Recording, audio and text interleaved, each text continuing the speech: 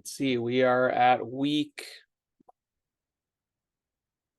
what are we, week 5? Week 5. So last week we talked about budgets and went through our financial planning exercise. And this weekend, or this week, sorry, I got a siren going by. This week we're going to be talking about marketing and then moving into sales. So that's what we will be working on for the second half of the semester. Frankly, for me personally, I think the marketing and sales section is sort of like where the rubber where the rubber meets the road. With a small business, managing a business really tightly and understanding what's going on is definitely important and fundamental. And knowing where your money is really key. But if you can't bring new customers in, it's really difficult. And the rest of it it'll never pencil if you don't have any money coming in the top to get any, work coming out the back to worry about, seeing if the book's balanced. So this to me is fundamental. And hopefully you'll find this entertaining, engaging, whatever you like. I'm going to go ahead and share my screen here. And we'll get started.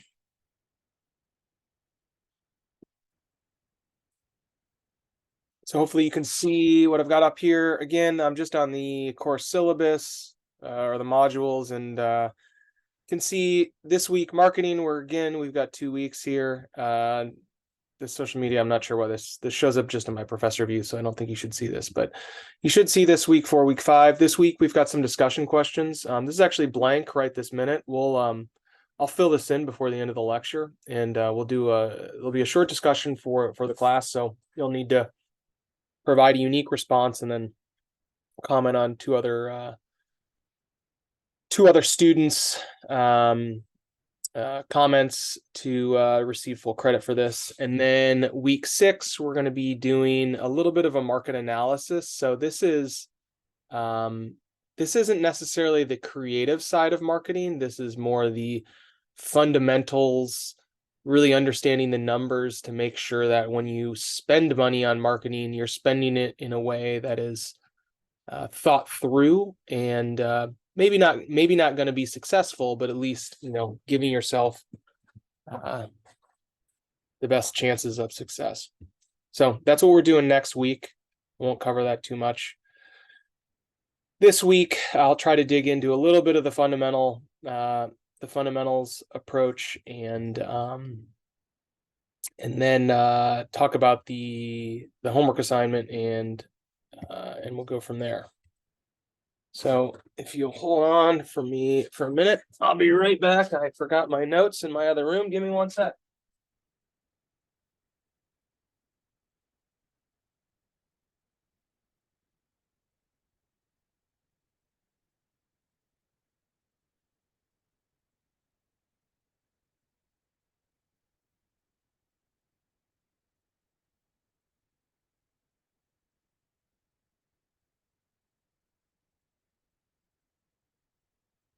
All right, I'm sure that was a lot of fun. I'm recording live, and I'm not going to edit this, so you all can watch me walk out and walk back in. So that'll be fun.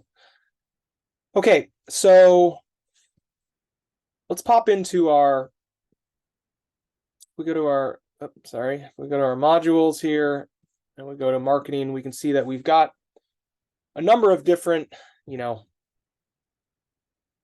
lectures that talk about various topics across the marketing spectrum. And then if we come down to lecture 7, or the 3738, these are kind of associated with the assignment that's due in the second week of the marketing portion. But kind of the rest of this is some base knowledge in marketing. I guess, kind of where I wanted to start a little bit was talking about the difference between sales and marketing, and kind of how you how to think about marketing and what the purpose of marketing is, and hopefully providing a little bit of direction on just how to think about this concept and what we're trying to accomplish. Okay, so if you think about like sales and marketing, so I think like there's my gut tells me that if innately you kind of know what sales is and what marketing is. I fundamentally probably think most of you can probably just you have a feeling. But when we try to really like define what sales is and what marketing is very explicitly, what we kind of find is like, okay, fine, like I can identify one end of the spectrum, you know, as pure marketing activity. Something like branding, I would kind of argue is like a pure marketing exercise. We're like we're crafting this essence of our business. We're creating a logo or a name that has emotion behind it, right? Like that type of activity like has no real connection to maybe the product or service that we're selling, other than like emotional. That activity is like very, very, very marketing. It's that really emotion. How do people feel about the business? How do they discover the business? What's the first understanding they have of what this thing is in the world? They've never heard of it before, and they're met with it in a moment. That first moment is really the pure core of marketing. It is that front edge of, I've never heard about what you do, how do I experience it in the world? All right. And then on the other end of the spectrum is sales. And that might be something like, a pure sales function might be like contract negotiation, right? The nuts and bolts of closing out and getting a deal signed. Or, yeah, I mean, really kind of the nuts and bolts of getting a customer closed and through the process and into now using that, that product or service. And those are really other ends of the spectrum. But there's all sorts of, area that lies in between these things that are in some respect, maybe more subjective or maybe a little bit more confusing. And it's not that this necessarily matters. At the end of the day, we kind of need to do all of these things, to get a customer through from finding out who we are to signing a contract and all the pieces in between. So it's not like it necessarily really matters whether this function is sales or marketing. However, where it does matter is when you're trying to communicate, to maybe an employee that's in charge of marketing or employee that's in charge of sales, of where do their responsibilities begin and end, and where does another individual's responsibilities begin and end, and maybe even internally, even if you're a one-person show, understanding where your responsibilities begin and end, and maybe we're another service or something, or where do these different divisions start and end, so that you can kind of segment into thinking about, okay, like I'm in a marketing activity, I'm in a sales activity, how do I think about whether or not the activity that I've done has been successful or whether it's been a failure. So I think having an understanding of this is important, not because like definitionally it's important, but really like mentally, of like, where do I sit? What am I trying to accomplish? How do I think about this work? Can be really difficult, because at the end of the day, marketing is very heady. It's very difficult to tie an activity in marketing directly to results. And I think one of the things that I wanted to talk about a little bit that that kind of maybe addresses that point is really, social media marketing. And I think, the fact that we call it social media marketing is somewhat a disservice to kind of what's going on, as well as the work that goes into making, that type of campaign successful. So I want to talk about social media marketing. Before I do that, I wanted to talk about kind of how we do marketing, and yeah, some of the different some of the different ways we think about going about marketing. So next week I'm going to be talking about the sales and marketing funnel, really from kind of the marketing perspective. So we'll talk about kind of the nuts and bolts and the financials and the numbers about kind of how these things flow through. But I wanted to talk about a few conceptual ideas first. So when we think about marketing, the ultimate, what we really want to do when we start thinking about marketing is we want to segment our market. And if you take a look at lecture 3.3, there's some information around market segmentation. What we're really doing when we segment out our market is we're really trying to think about, like, okay, how do we group our potential customers into groups or areas or focuses that allow us to put together a message that resonates with that group. So, if we're thinking about like a childhood development process, our market segmentation, likely one message won't resonate with all the different groups, all the different people, let's say, that we're trying to reach.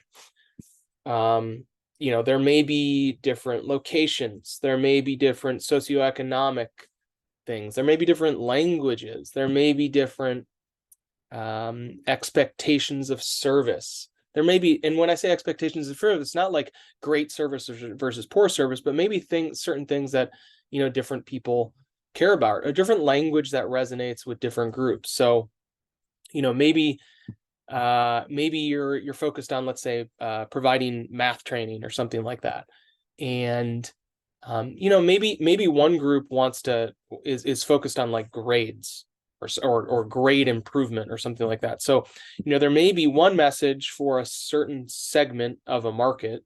However, and you may want to have language around grade improvement. So, we raise grades by 10% on average. And maybe that resonates with a certain group of people that you've identified specific characteristics and assigned a name to, and say, hey, group A, responds well to this language, so I'm going to use this message to focus on them. And then we've got group B, and maybe they don't care about, the grades or how much the percentage raised. What they care about is the specific topics that you're going to cover. So they want to know that, talking about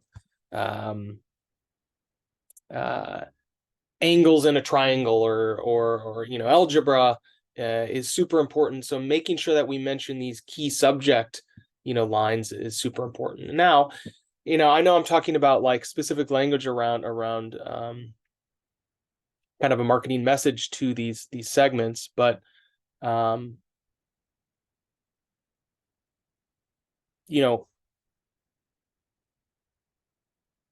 what we're really trying to do with market segmentation is group people with common characteristics,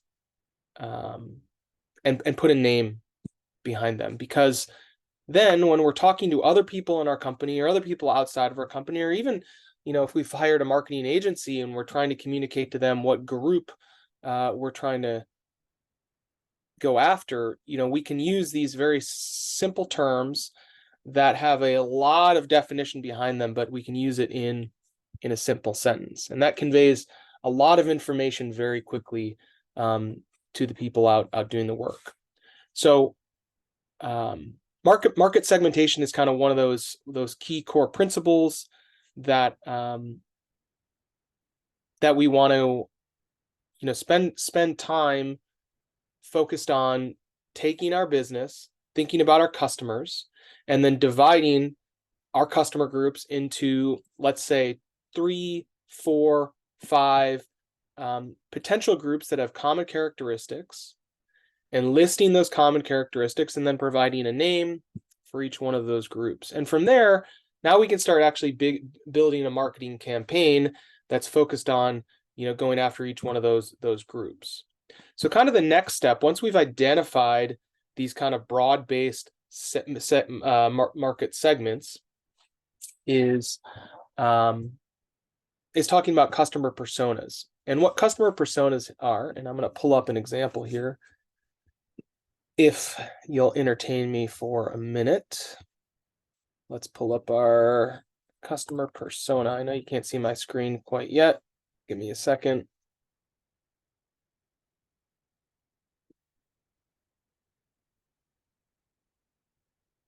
Where is my customer persona?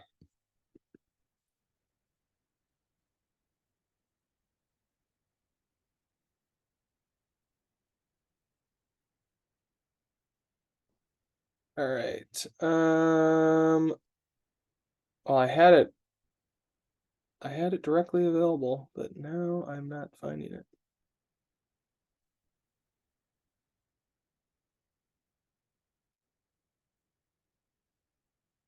All right, hold your horses for a second.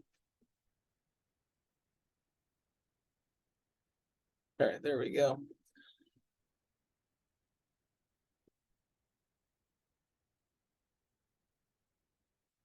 Share my screen here.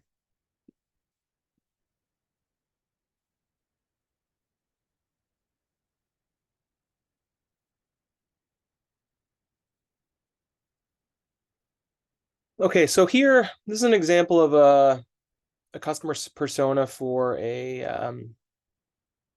in this case, this is an owner of a childcare business. So, in this case, so in if you took the intro to entrepreneurship course, you know that we use this example there. I'm going to use this example on a slightly different perspective on how we could think about this as a potential customer persona. So again, a customer persona is we've got our market segment. Now we want to really identify one individual within that segment. Okay, so if you think so, I've taken all of my customers and I've divided them into these individual segments. And now within each one of those segments, I basically want to identify what is the perfect representation for a person within this group.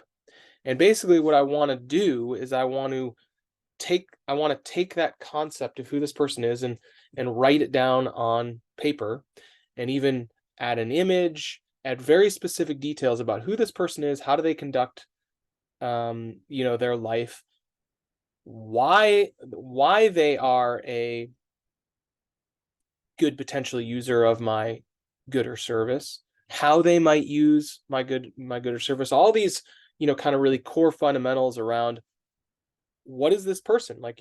I've identified them as the core within one of my segments that I'm going to go after. What do they actually look like? What do I know about them? Can I get to them? How would I get to them? If I was going to sell to them, how would I get my product or service in front of them?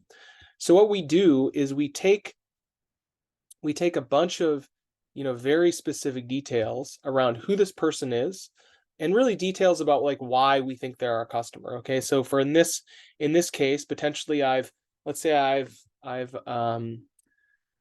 identified, let's say I'm creating a business that's selling educational materials, and I've identified one of my core target markets as in-home childcare services, with 10 or less students and I want to sell to Mira Mesa. Just for an example, I don't know what the business is. I'm just saying, okay, cool. That's my market segment that I've came up with. Well, what we then do is you can see here the traits that we've got for Sam kind of like are expanding on, well, who is this person? What do they look like? What are their potential businesses, looks like how do they operate? Like, why are they doing what are they doing? And that's kind of our core customer. Now, from there, we can do some on kind of the analytical side, which we'll be doing next week. We can do some kind of fundamental math to be like, okay, we've identified this segment, we've identified this core customer. How many of those potential core customers exist within this market that we've identified? And maybe we run the math and we come up with like there's 2. Well, maybe that's not the right market for us to be going after. or maybe we do the math and there's 100,000 and we're like, wow, maybe that's great, or maybe we even need to narrow it down, further depending on the type of product or service that we're going after. But so the core customer, or I'm sorry, the customer persona is really, it's taking that market segment or that market vertical, and then it's thinking about, what does the center point of this look like from a really personal standpoint? What is it if we take that market and we identify who is the individual that we would be selling to? What do they look like? When I say look like, I don't mean physically, I mean, what are all their traits? And then put that down on paper and really think about, what do these things have in common? And we can do that for basically each vertical that we've identified for a business. Okay. So again, the two concepts that we've talked about here are marketing verticals, which are the taking the overall market that we're talking about and then identifying groups of individuals within that market and kind of capturing what their traits, what their commonality traits are, and then assigning a name to them. Now, I think what we'll have a habit of doing is you'll have a habit of saying, I only have one vertical. This is my customer, right? I think if you find yourself doing that, you're not thinking hard enough. There are always ways to segment a customer down further. And the more you think about it, the more differences you'll actually find. Let's say you're running a yoga studio. It may be as simple as, oh, well, people doing yoga. Well, people do yoga for different reasons. Okay. Potentially there's, maybe there's people that just want to get, there's people that want to, maybe there's young people that are basically already fit, that want to stay fit or increase their fitness, perhaps. Maybe there's people that are not fit that are trying to get fit.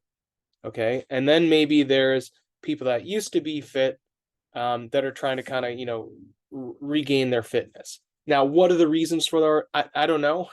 I'll let you kind of determine, but those types of groups are going to respond differently to different messages that we put out into the world. So if we're only communicating one message and we're doing it to these three different groups of people, well, one of two things happens.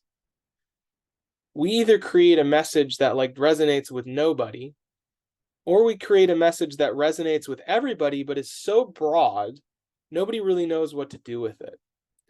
And what you really want to do when you're thinking about how do you message what your business is, you really want to speak directly to somebody. So if I'm, again, for my yoga studio,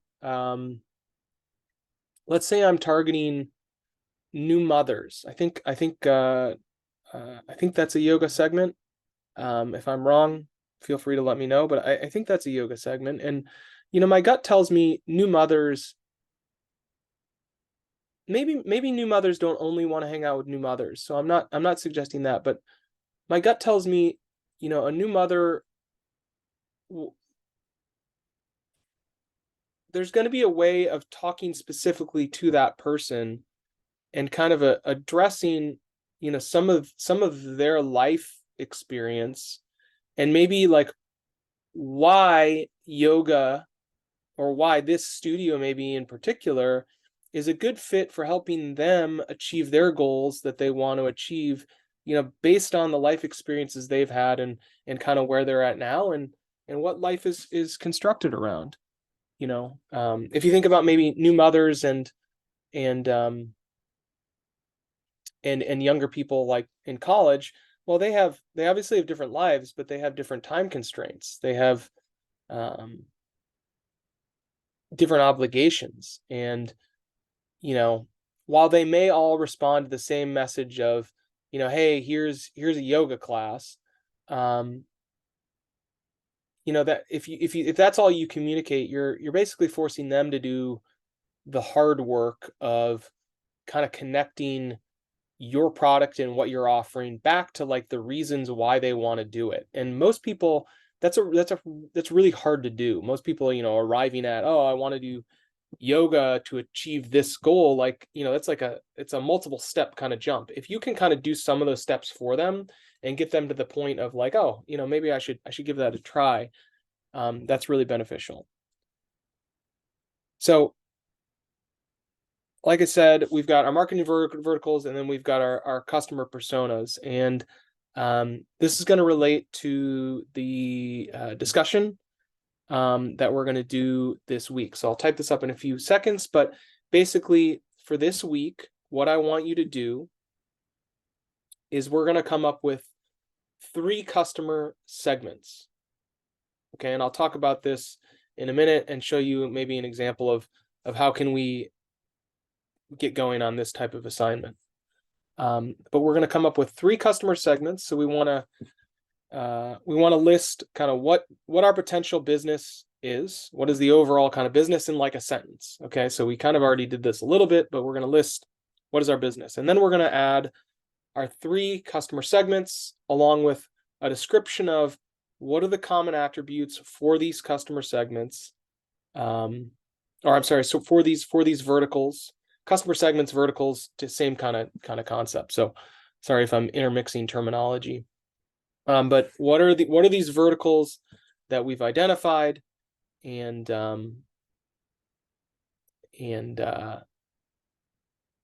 what are the common traits between them? And then again, we want to assign a name to each one of those customer groups, and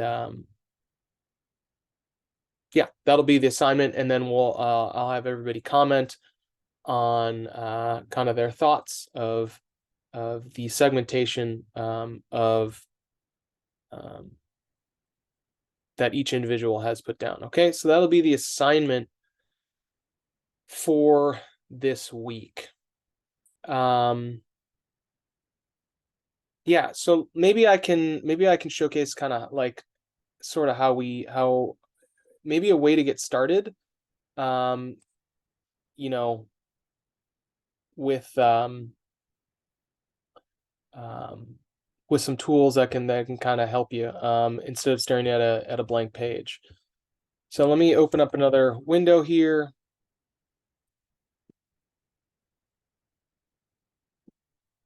Give me a second. So I think like the best tools for staring at a blank page right now are AI tools. And I really think if you're not using this stuff, you should be.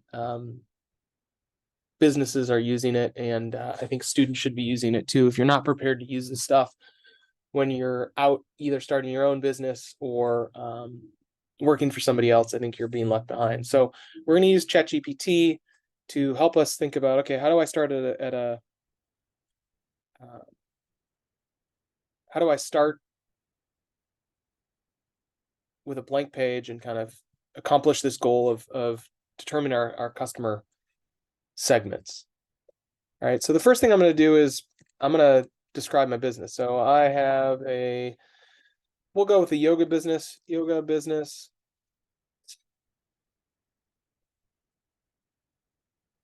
I have a yoga business. I want to come, or whatever, I need to determine 3 potential segments and common attributes between them.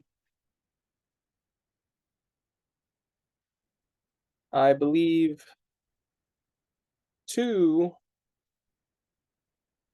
we'll say 3 to 5. 3 to 5. We'll see what it does. I believe 2 of them are new mothers and current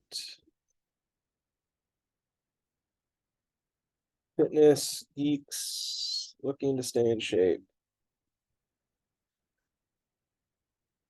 Okay. So let me modify this a little bit. I need to determine 3 to 5 potential customer segments and common attributes between them, as well as reasons they would want to use my service. Okay, so this is where we're going to start. This is not completing the assignment, but this is where, all right, so this is where we start. So for new mothers, they're primary for fitness enthusiasts. Okay. So, okay. You only provided 2 customer segments,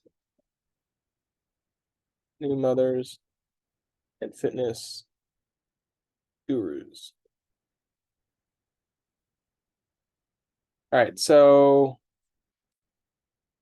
now you can see, okay, so the key here is like my inputs to these tools and the outputs that it gives me, like it requires me to do some thought process and determining, okay, like did it actually accomplish what I wanted to accomplish? For me, like clearly there was maybe something wrong with what I put in, or whatever. The tool works how it works. And basically what it did is it just gave me reasons on why the 2 segments that I put in, might want to use my services, rather than providing other segments as well as reasons. So again, with it, I'm going to need to dig in here and kind of focus a little bit more. So the first thing I wanted to do is, I've got new mothers, I've got fitness enthusiasts, and so it provided, now it says seniors and retirees, stress relief seekers.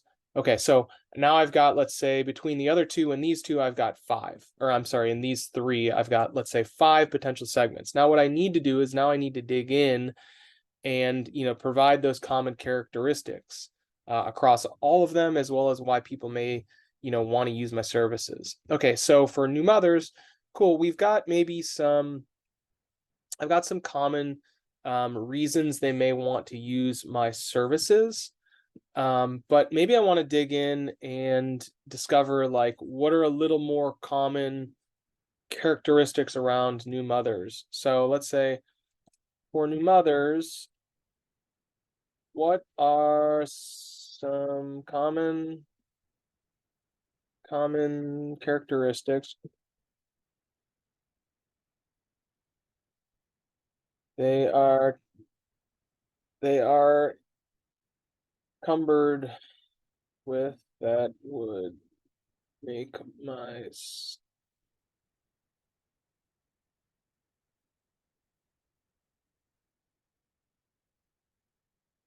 so I asked about what are some things that they are encumbered by. So what are some common things across new mothers that they are experiencing, and how might I address those? So we've got time constraints, postpartum recovery, stress and exhaustion, community support. Okay, so we could dig further into these and continue to refine them, but we've got a good starting point of, okay, I've got new mothers, I've got some constraints around what my product is. So time constraints. So, if new mothers and they have time constraints, well, what does that mean? Does that mean that, maybe our product or service, maybe we need to think about, like, well, they've got time constraints. When are new mothers most available? Like, if we look at the group, is like 11 a.m. on a Tuesday, is that like the time when 90% of new mothers are most likely available? Does my product or service, are new mothers, unlikely to come into a studio because they need to be at home, and therefore they're more likely to do a Zoom session? Maybe I need to craft a product or service, specifically for, these types of people. So this is kind of how it's a good way to start. It's a good way to get going. And you can see really quickly, cool, I've got 5 potential customer segments. I've got some reasons on maybe what the specific customers are looking for, and then I've got I can get some kind of commonality around what are they being encumbered by, that maybe I can kind of relieve. So that's the start of kind of really the top of our quote unquote funnel that, you know, a customer will kind of work through to get down through to ultimately be, or a potential customer will get down to ultimately becoming our customer. And, you know, the kind of the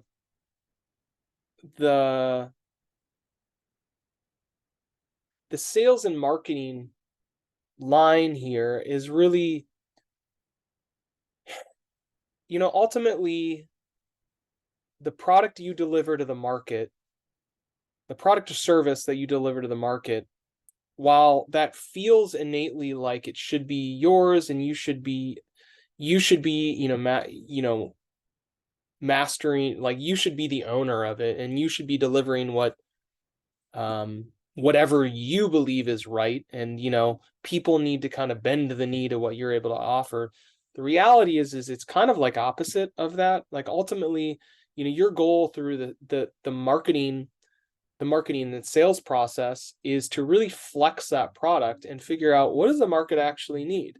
How do I flex this product so that I can offer, you know, what this customer base wants and needs at the price point that they want and need it for, and I can still, you know, make money on the back end.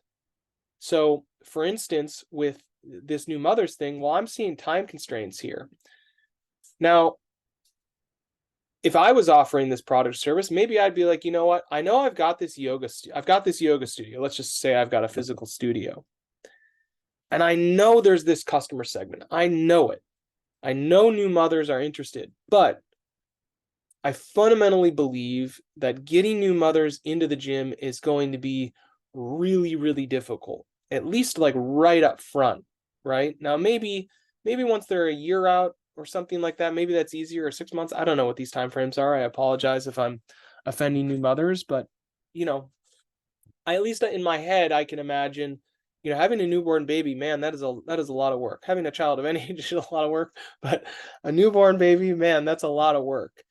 And you know, potentially we want to think about having you know, a specific offering to get them in the door, right? So maybe we've identified this as a core segment of like, how do we get people in the door? And then, you know, once they've gotten in the door, and maybe with our digital only product or something like that, maybe they're much more inclined to kind of show up at our in-person events. Maybe. Now it's hard to get people to sign up for digital products. Maybe they don't want to do live products. You know, yoga sessions, you know, exist on YouTube and stuff like that. But people also like accountability. People like local. People like being able to ask questions. People maybe like the ability to know that it's actually happening at a local gym, and that if they did want to come in for a class that they can, but if they're going to miss, you know, they still can kind of take part in the session or something like that. Again, this is all kind of, it's that product, it's that sales and marketing and kind of product of piece of kind of figuring this all out. That's difficult, but anyway, that's kind of what we're trying to do in our so I apologize for going, but in our customer segmentation, that's kind of what we're trying to do, is really identify who the customer is, what do they really specifically look like, and why might they want to use our product or service. Okay. Now, once we've done that, kind of the next thing that we do in the marketing approach is really thinking about, all right, and this is a little bit more of the creative side, or you know, it's getting more down closer to the, I guess, the sales side a little bit. But you know, the next thing we want to think about is, okay, well, how do we get to these customers? How are we able to actually get, you know, to their doorstep, so to speak? And you know, that's where we think about, when we think about channels, marketing channels. Marketing channel is kind of like, how do we actually arrive? How do we get to this person? So, you know, things like email marketing, flyers, door to door, just knocking, social media, There are all these kind of specific channels about how do we channel our message? How do we get our message in front of these people? And that's kind of more of the creative side of like, okay, I'm targeting new mothers, let's say.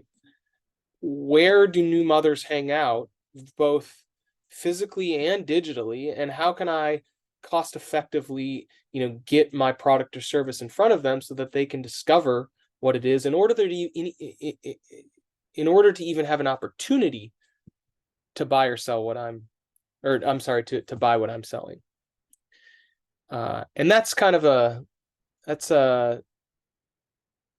skill set in its own right, but we can't really, it doesn't help us to think about like, oh, we're going to do email marketing and be like, oh, who are we going to market to? Are any of those people on email? We really want to think about who are we going after before, why are they the right people to go after? And then we think about how, and how do we get to them?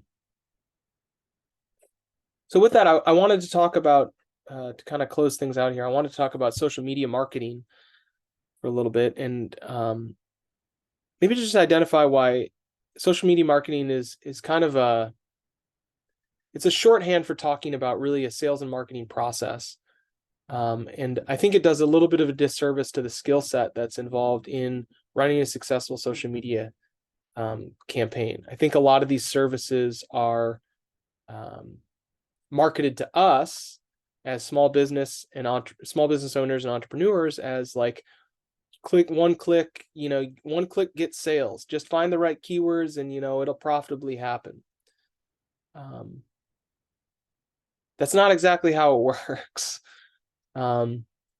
If you think about kind of the activity of what social media marketing looks like, so there's organic social media, which is unpaid. I'm posting stuff and I'm driving a message, and then there's non-organic or paid, which I'm buying an ad basically.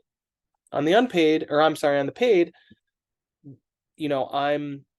buying ad space. I'm buying ad space for dollars. I need to put creative effort behind it. I need to think about who's my customer segment, who am I going after? I need to match that with my creative. I need to get that ad in front of people. I need to, ensure that they click and that click leads to whatever buy process that, I'm trying to get to. So ultimately, like, while we call it social media marketing, it's really social media sales and marketing. And, these processes are not totally disconnected. It's hard for me to, if I'm simply just trying to sell a product online, ultimately I need somebody to buy based on kind of that message that I sent them, which is a sales process. So I bring it up just to I don't think there's anything wrong with social media marketing. I think it can be really great and effective. However, it's one tool in our toolbox. And if that's our only approach, you really are captive to the specific platform that you're using. Now, that could be great. That's not to say that can't even be successful, but it is risky. If we think about, focusing, if we're only using YouTube and we're unable to effectively market via a platform other than YouTube, the minute YouTube does something, YouTube is able to disrupt our business. Now, in the short term, that may be fine. But in the long term, if we're trying to create a business that is sustainable, that is very risky, and it might be actually an okay place to start, but ultimately we want to really think about, how do we broaden our marketing approach? How do we own more of our marketing approach? How can we be less reliant on kind of gatekeepers that can, force us to shut down, change, do different things, kind of at their whims. So again, social media is great. I think it should be, when you think about like how you're going to get to people, it's totally a reasonable avenue. Having more social platforms, than less is better as well. But physical media still has a place, or the physical world marketing still has a place, and especially when we think about creative type marketing, you know, is a place that less people are playing in now than are playing in the digital space. So, you know, thinking about physical media, or physical marketing methods, guerrilla marketing, um, in the real world, can have a lot of benefit, and you know, might be something where you can target your specific customer segments easier than in the digital space. Maybe not, but maybe. So you should, you know, keep it in mind.